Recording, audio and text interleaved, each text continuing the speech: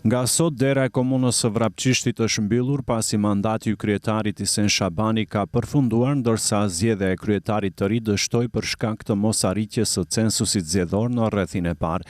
Ende nuk dihet se sa kohë administrata komunale nuk do të jetë në shërbim të qytetarëve. Ish kryetari Shabani thotë se përgjegjësinë për këtë situatë duhet ta mbajë qeveria, e cila sipas tij nga sot është dashur të caktojë një ushtrues detyre të kryetarit të komunës deri në përsëritjen e zgjedhjeve. Mua dje me datën 9 nëntor ka mbaruar mandati, sot jemi në datën 10 dhe këtë duhet të pjesni qeverin apo të dërguarit të besueshmin e qeverisë, që ai nga sot duhet të ishte në detyrë dhe sigurisht përgjegjësia është e tillë e qeverisë dhe të besueshmit të qeverisë pse dera është e mbyllur. Mandati im dje ka mbaruar, sot unë jam qytetar i lirë.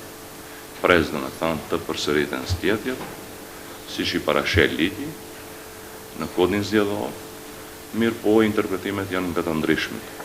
Ai thekson se dështimi i censusit ndodhi për shkak të mospastrimit të listës zgjedhore dhe e quajti të jashtëligjshme paralajmërimin e kryeministrit Mickoski për të emëruar një të besuar të qeverisë në krye të komunës. Sipas Shabanit, një vendim i tillë mund të merret vetëm nëse dështon edhe rrethi i dytë zgjedhor. Pikë e parë, domethënë me standarde të dyfishta fillojnë Komisioni Shtetëror Zgjedhor, ku endethet duhet të pritet për rezultatet përfundimtare të rrethit të dytë.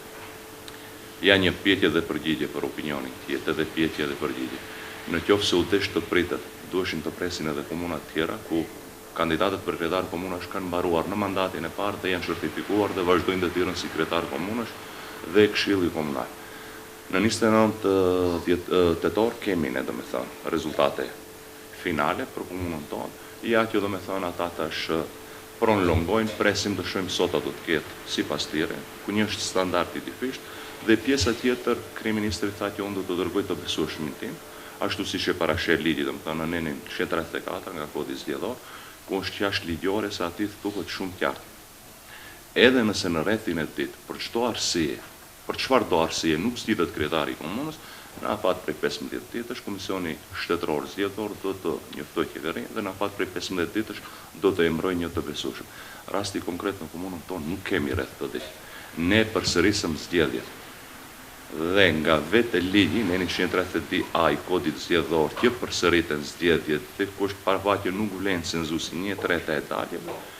Presim domethënë datën tash nga të shohim si do ta shpall kryetari i parlamentit. Do ta njoftoj direkt, ku është jashtëligjshme, KQZ-ja ta njoftoj kryetarin e parlamentit, sigurisht që në kodin zgjedhor është e paraparë që njoftimi duhet të bëhet nëpërmjet kryeministrit të qeverisë. KQZ-ja ka dalë me deklaratë që ka thonë do ta njoftoj direkt. Do të shohim si do të veprojnë tash ata në këtë mënyrë. Pjesa tjetër, mandati im sipas ligjit për qeverisje lokale, sipas ligjit në fuqi, domethënë mbaron sot mandati im, ku ndërlidhet me kodin zgjedhor që mandati i kryetarit të komunës është 4 vjeçar dhe në çdo 4 vite përsëriten zgjedhjet. Shabani dyshon se i besuari i qeverisë do të jetë kundër kandidati i tij, Mehmet Seferi nga koalicioni Vlen, dhe paralajmëron pa di ligjore nëse ndodh kjo. Gjithçka që është jashtë ligjore, gjithçka që është jashtë standardeve demokratike, për ne është e papranueshme dhe nuk mund të shkojsh kundër vullnetit të qytetarëve. Unë jam kandidati i votuar me 6050 vota, në kundrejt kundër kandidatit tim me 467 vota, ku nuk ka arritur të grumbulloj numër votash as sa për një këshilltar. Ai nuk mund të jetë këshilltar, ajo të jetë kryetari i komunës. Dhe kjo është vullnet i kundërt i qytetarëve. Nëse qeveria do të bëjë një vendim të tillë, qeveria pritet nesër të mbajë seancë për të caktuar ushtrues detyre jo vetëm në Vrapçisht, por edhe në Gostivar, Mavrov Rostush dhe Qendër Zhub, komuna ku zgjedhjet dështuan për shkak të mungesës së pjesëmarrjes. Shabani thotë se ushtruesi detyrës, çelësin e komunës, duhet ta kërkojë tek kryeministri pasi ai nuk dorëzon mandat, pasi siç shprehet, ai nuk i ka humbur zgjedhjet. Ne do të vazhdojmë punën tonë ligjore dhe demokratike, do të përballemi ditët në vazhdim. Po të shkoj kryeministri, ai do t'ja jep çelësi. Ju e keni ose jo? Ajo ngel tek ne, këtë do ta di se kryeministri. Se unë nuk dorëzoj mandat. Po ti kisha humbur zgjedhjet, të fitoj dikush, unë jam ai i cili do ta pres në zyrën time dhe sipas normës demokratike dhe ligjit më vjen, unë do t'ja dorëzoja mandatin. Po në këtë situatë, në këto turbulenca, në këto lojra të fllihura, falni shprehjen, që mundohet të bëjnë ortakët vlen dhe vëmërodhëm mirë të menduar dhe të orkestruar, do të përballim këtu jemi në çdo formë.